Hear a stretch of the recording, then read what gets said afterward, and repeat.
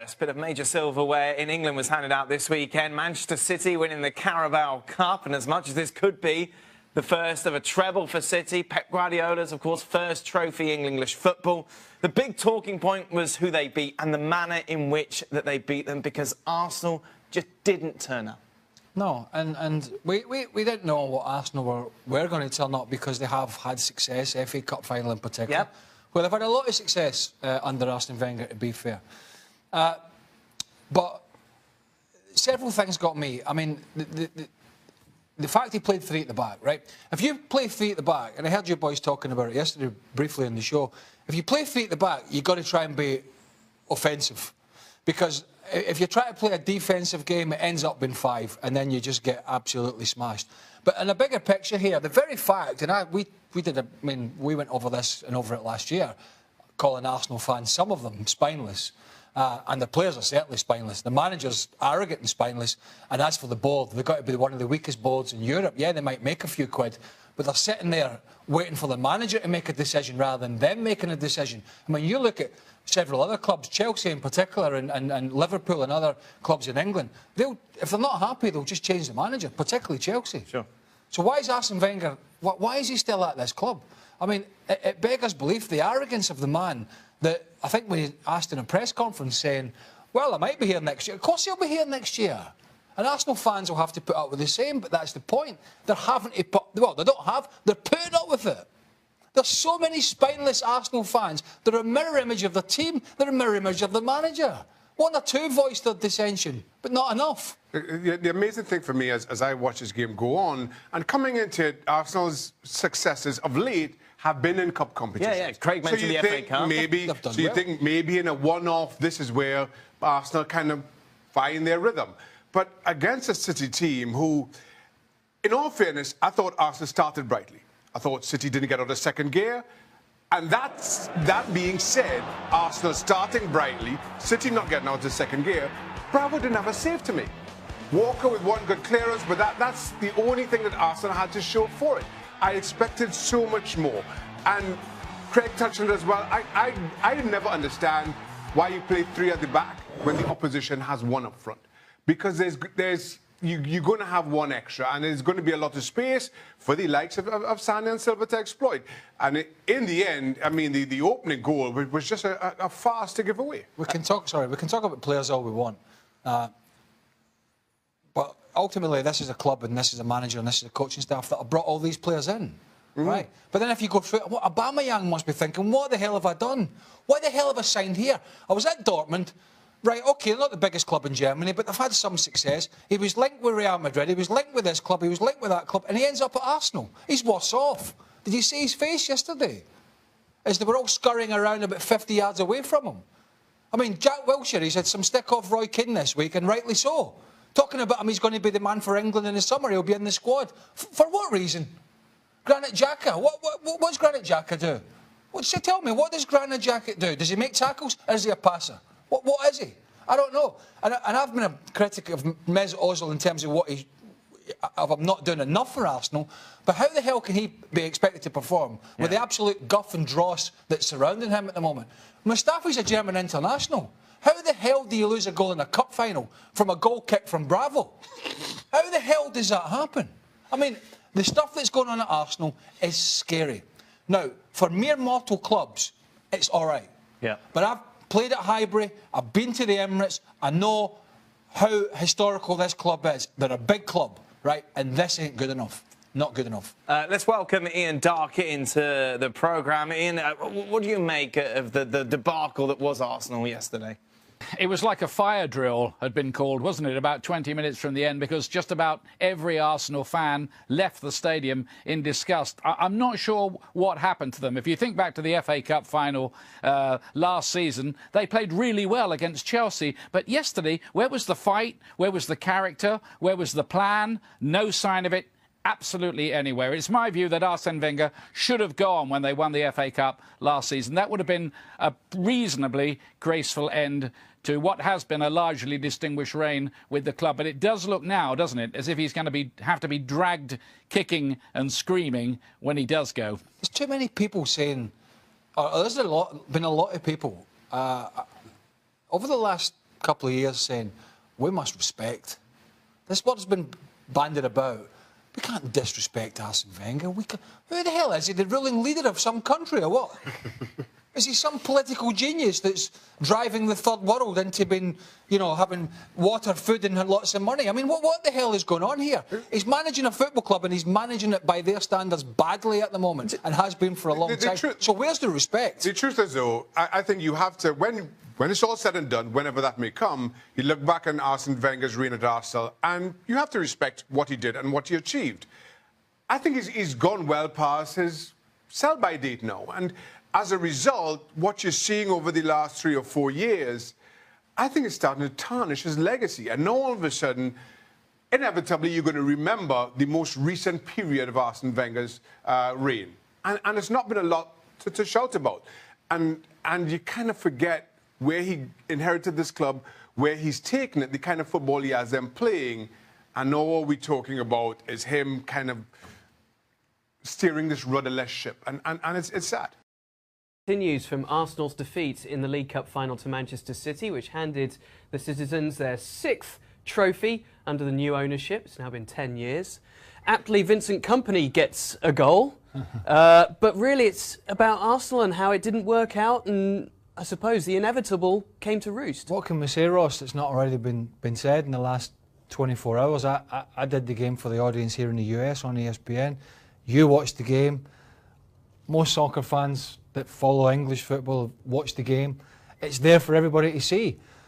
It was a disappointing spectacle because, and we talked about this, it takes 2 teams to come and sort of tango and go to the dance. Arsenal pitched up at the wrong dance, and you know, City were left waltzing on their own and just playing with the ball. I mean, it was disappointing, but it wasn't unexpected. That's what I would say. When you look at what Arsene Wenger had to say after the game. Oh my God. So where do we start? First of all, well, let's start with the fact that he's in a press conference talking about why the 4th official put a certain amount of time up on the board. He's asking for an explanation about how long, we're talking 30 seconds, a minute, whatever the disparity was between the 4th official and him. What the hell is he interested in that for? He should just be getting off the field. He should be asking the 4th official to ask the referee to blow up early, get his players in and get out of there because they were a shambles. So I mean, that's just bizarre. I mean, it's absolutely bizarre that this even cropped up. What are they best off doing? Getting rid of him. Well, he had a feeling of resignation after the game. He was asked, "Is this going to be your last season?" And he said, "I don't know." I know, and this goes back to something over a year ago when I did my boiling point on ESPN FC, and I keep thinking, shall I drag that back out off YouTube somewhere, calling the Arsenal fans and the players and Wenger and the board spineless, because that's well over a year ago. Yet he's still playing with these fans by saying, well, I don't know, I might be here next year, but you're just going to have to like it and I'll make the decision, and yeah, everything's great. And yet a lot of these, and not them all, but you know, some Arsenal fans are dissenting and some are like, well, you know, I mean, for God's sake, man, look at Man City. Even look at Liverpool. There's no great success on the table yet, but look at the way they're playing. They were up to 2nd in the table at the weekend, and Man United won and went above them. Look at how the other clubs are trying to progress. Yet he's coming out in that press conference, and you said it, sort of playing with the Arsenal fans, saying, well, yeah, next year, well, I've got a contract, so yeah, I might be here, and it'll be the same old rubbish. I mean, it's embarrassing. How important is that competition to both teams now? Looking at what Arsenal can do going forward, are they best off going for these competitions year in, year out? Are they best off just completely throwing the kids back into the League Cup and the FA Cup? Because it seems in recent years he's sort of taken more importance over just getting a trophy in the cabinet. Well, yeah. Well, it's all very well. It's all well and good putting your kids in the League Cup if you're going for a league title or a Champions League, you know. And he's never won a European trophy in his time at Arsenal. He's been to a Champions League final, which they lost in Paris, but he's never won a European trophy. So, and he hasn't won the Premier League since 2004. So it's coming up in 14 years. So what's the point in playing the kids when you're not competitive domestically or in Europe? There is only one answer. There is only one answer, and it's been the same answer that was a year ago and 2 years ago. It's a root and branch change, certainly at the coaching level and almost certainly at boardroom level as well. Until that happens, expect more of the same Arsenal fans. But happy for City, one they had to get under the belt. No, listen, after going out of the FA Cup, you know, they're going to win the league, so that's going to be 2 domestic trophies, then a charge for the Champions League. So all in all, well done, Man City, deserved it. Yeah, first trophy for Pep Guardiola, but obviously the questions are all in Arsene Wenger's court. Is Groundhog Day at Arsenal. We've been here so many times before. Everyone's saying enough is enough. I'm going to go straight into things though, because many people are saying that Thierry Henry is... I don't think Thierry Henry's got the experience. I don't think when I listen to him on TV, I don't think he reads the game particularly well. He's getting better on his punditry, but I don't think he's the right man for the job at the moment. He needs to have more experience. He needs to go and coach at a lower level. Yes, I know he's coaching the forwards for the Belgium team, but that's a totally different role to being head coach. As head coach, you've got to come up with a game plan, you've got to manage the players, you've got to do all the jobs that you need to do to be a top-class manager. And I don't think he's got the experience or the know-how to do that at the moment. I just want to throw something in there with Zinedine Zidane, in a similar way that he was coaching the younger side at Real Madrid, and obviously a player that people respect. I think, and obviously he's had tough times at Real Madrid, but he's been given extra time because of who he is. Do you think Thierry Henry could bring a little bit of that with him, or are you just not having it at all? I'm not having it at all. I think the difference between Zinedine Zidane and Thierry Henry is manage very experienced players. And he did it well for 2 years. Now we're seeing, when they're struggling, he can't change it. He hasn't got a game plan to make them perform better. And that would be the problem with Thierry Henry going to Arsenal. Arsenal need a total revamp of the coaching system. They need better game plans. They need a better coach. And that won't be coming from Thierry Henry. So I have to ask you for a name, because some of the names out there at the moment, obviously Carlo Ancelotti with Paul Clement as an assistant. Some people are even saying Simeone might be a good person. Speaking of someone who will coach those players, who will give them leadership, give them authority. They don't have to look too far. Go on. They're going down the road to West London. There's a manager that's on his way out, I think, at Chelsea in a row. He came last year to Chelsea when they were struggling under Mourinho. He turned them around. He's slightly turned away from what he was trying to do. But when he goes into a football club, and if he went into Arsenal, he'd make sure the players did what he wanted them to do. He would drill that defence, wouldn't he? It's not just the defence, the way they attack. The centre forward would have to be good with his back to goal. They would know exactly what their roles in the side are, and that doesn't happen at Arsenal at the moment. He would be a great fit for Arsenal. It's a tricky one, isn't it? Because they are losing out on managers for the longer time. They've got to really start thinking about making these moves right now, don't they? Well, they've made a lot of changes. They've made a lot of changes behind the scenes, behind Arsene Wenger. Arsene Wenger doesn't like those changes, so they're not going to be implemented by him because he doesn't want these people. He says he runs everything to do with the football side. It's now time for him to go, and it was time for him to go 5, 6, 7 years ago. Antonio Conte, in my view, would be a great replacement.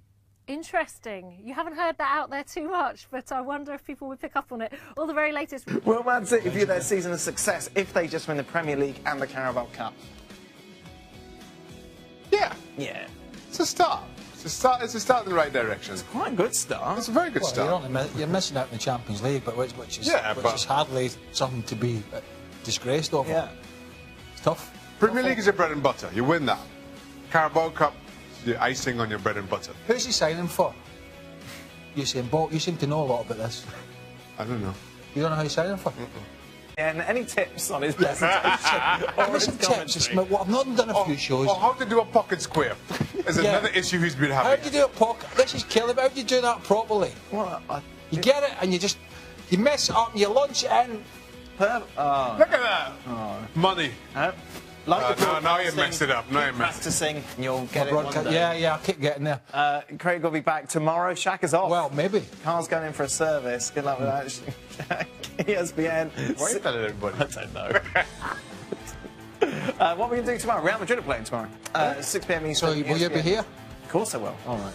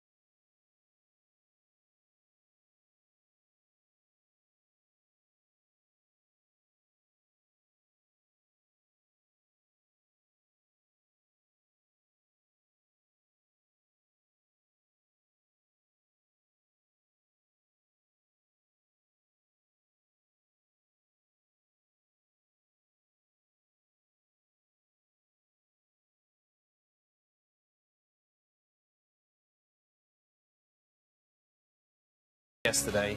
Steve Nicol claiming with a straight face that he was a ski jump instructor. I heard that. At one point compared himself to Jose Mourinho as the ski jump. Never ski jumped in his life. Yeah, Well, his reasoning for becoming a ski jumper was that he once played with Stig Inge Bjornby, Yeah. a Scandinavian player who may have had a keen interest in ski jumping. And this, in his mind, promoted him into the realms of being a ski coach. Extraordinary. It's extraordinary, isn't it? That's because we've got talking about it because the Winter Olympics. Shag, have you been watching it? I know you haven't. You don't like it, do you? I don't know, the Olympics don't do a great deal for me either. They used to. Oh, the Summer Olympics. Yeah, I either? watched the like the Summer I like the Olympics. Summer Olympics. Yeah. What's the 100 metres final? But I used to watch You don't like Usain Bolt? You moaned when he came on the show. Yeah, taken up it. Well, because he's... You know, Usain Bolt come on the show, I was like, what's it all about? He's a footballer. No, he's not. He's going to announce. He's gonna announce tomorrow. It's his, and he's, by the way, he's quite fast, I understand that. It's his latest publicity stunt. What's the list? He was going to sign for Dortmund at one point, all that, and I'm going to go play for Dortmund. Now he's signed for somebody else, isn't he? And he's going to announce it tomorrow, Tuesday. Publicity stunt. That's all it is.